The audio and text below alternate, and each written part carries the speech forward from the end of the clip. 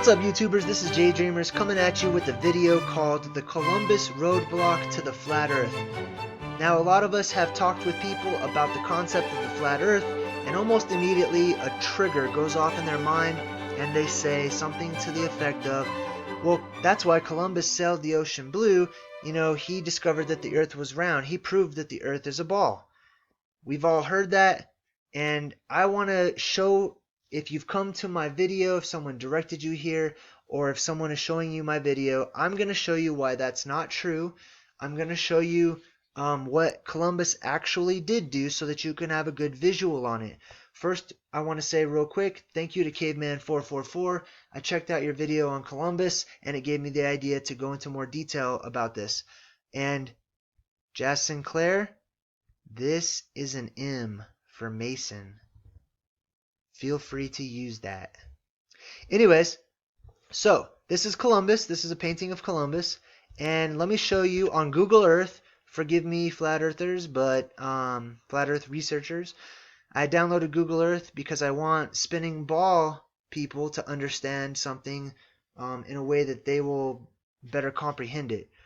So on the supposed sphere, here is Spain. And Columbus set sail from here and went right there. He went from here to there. That's as far as he went. He did not go around the globe. He didn't prove the Earth was a ball. Nothing to that sort. That was not even his goal whenever he went out. Let's look at it and see what it looks like on a flat Earth map. Okay, so on the flat Earth map, let's zoom in. Here is Spain. Columbus went from here to there. From there to here. Back and forth. Not a very long distance whatsoever. Today, this trip, in a small boat takes, a week or so. Columbus did it in about a month and a half. Here to there. That's as far as he went. So let's look at Columbus real quick. He does not look like a happy guy. And I was wondering why. I looked at his face, and then I noticed something about his eyes. This eye is looking right at me. But this eye is looking, well, makes me wonder how he got to America. That's just me joking. But anyways, let's move on. So, America, and let's talk about Magellan's voyage. Magellan is famous for, being the quote-unquote first person to circumnavigate the Earth. He started in Spain, went way down underneath South America, decided to not go all the way, but went right through the land there, all the way across the Pacific, all the way to the Philippines, down over Australia, across all of this ocean, where much of his crew died, and back up. This is not entirely true, because Magellan actually died in these island areas. For some reason, he decided to stop his conquest of circumnavigation and join in on a holy war where he was killed. Red flag. I don't understand it. Maybe you can. But let's look at his voyage on the flat Earth map and see if it makes sense. So Magellan starts here, goes all the way down here, but now look at the problem that he encounters. He has to go across all this water until he gets to the place where he supposedly died. That is a lot of water to cover back in those days. And if you read about Magellan, his crew starved to death. A lot of them starved to death out in the ocean. Anyway, so he goes through here, all the way back down. Now, don't you think it'd be a lot simpler for guys like Columbus, if they want to get to India, to just simply go around this way and be in India? Anyways, like I said, I don't believe the official version of it. I'll show you a map that Columbus supposedly used. He used this map, supposedly, that does not have either of the continents. So he thought he was going to go from here and make a straight shot to Asia. I don't believe that. There are two huge continents missing right here, and I think this is not a real map. I believe that most people throughout time have known that North and South America have always been there, and even Atlantis prior to that. And I'll explain to you why. Here's a man known as Leif Erikson, and it says on Wikipedia, Leif Erikson, an Icelandic explorer and the first known European to have discovered North America before Christopher Columbus. So it's commonly accepted that this guy discovered North America 500 years before Columbus was ever even born. So why do we have a map that does not show North America when people knew that there was a landmass there? Red flag. So I have a question. America is obviously not named after Leif Erikson, and it's not named after Columbus, otherwise we would be called Columbia. So why are we called America? Here's the answer. Amerigo Vespucci. Referred to as the New World, this second supercontinent came to be termed America, deriving its name from Americus, the Latin version of Vespucci's first name. Well, that's strange. So we have Columbus Day, we make a huge deal, we venerate Columbus. We do not name our land after him. Instead, we name two continents after Amerigo Vespucci, after his first name, a guy who got to America 5 years after Columbus. Red flag? Well, I'm going to share with you some of my ideas about why some of this does not make sense and what I believe probably actually happened and what is the reasons for all of these trips that people are making to new worlds and around the earth, etc. So, I have strong evidence that I have read and studied about that supports that there used to be a continent here known as Atlantis.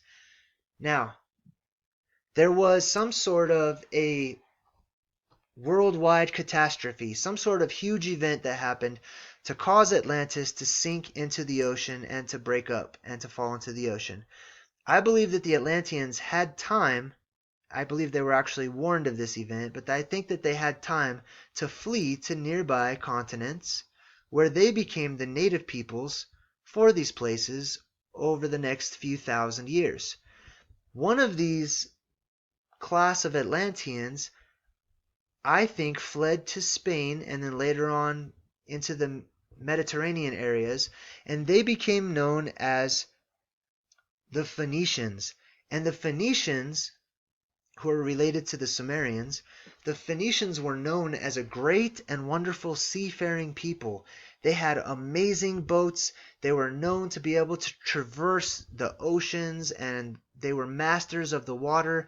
And I believe that they actually had traveled all over the place and left little clues in Australia, South America, North America, all over. They left clues that they had been there. And I believe that this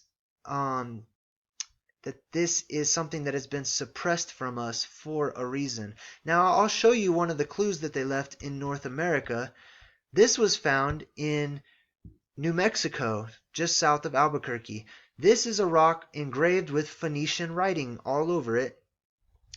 A lot of people say it's Proto-Hebrew, and that's pretty much the same thing as Phoenician. But regardless, somebody came here, wrote in Phoenician, engraved it into this rock, and it stood the test of time. So, the Phoenicians had been already to North America. They knew the earth was flat because they had been all around the world. So, let me get back to Columbus and all these other guys. Let's look at the flat earth map. You have Columbus sailing over here, right? And we're basically taught that Cortez, Columbus, all these explorers went to this quote-unquote new world, discovered it brand new, and there was already people living there. Well, what you're not taught is that the people living there, when they shared their culture, their history, their religions and beliefs, and their understanding of the world, it was eerily similar to what the Europeans had already known. It was eerily similar to what was already common over here. So, I speculate whether or not the powers that be actually sent Columbus over here as a sort of scout to see what was going on in this area, and how the people had been getting along and what they believed in and what they carried with them from the times of Atlantis. I also believe that there was a push and a movement to push this whole globe theory onto the world.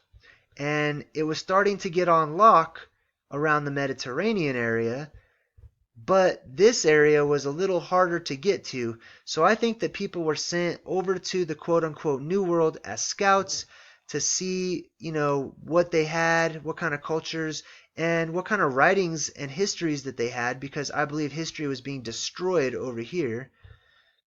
And I think that these Indians, these native people that migrated here from earlier times, I don't think that they all died because of chicken pox or some diseases that, the white man brought to them.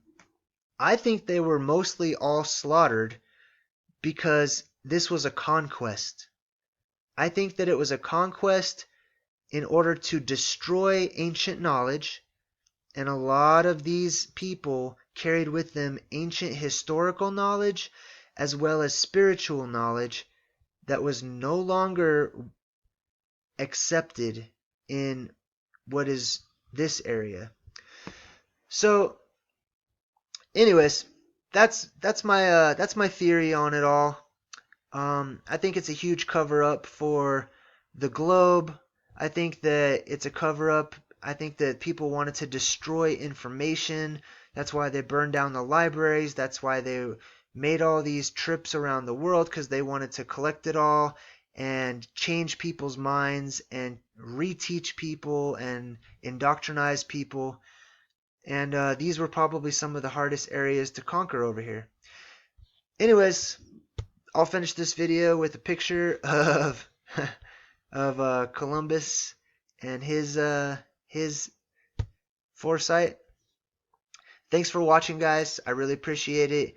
Feel free to let me know what you think. And until next time, I'm J Dreamers, and thanks for watching.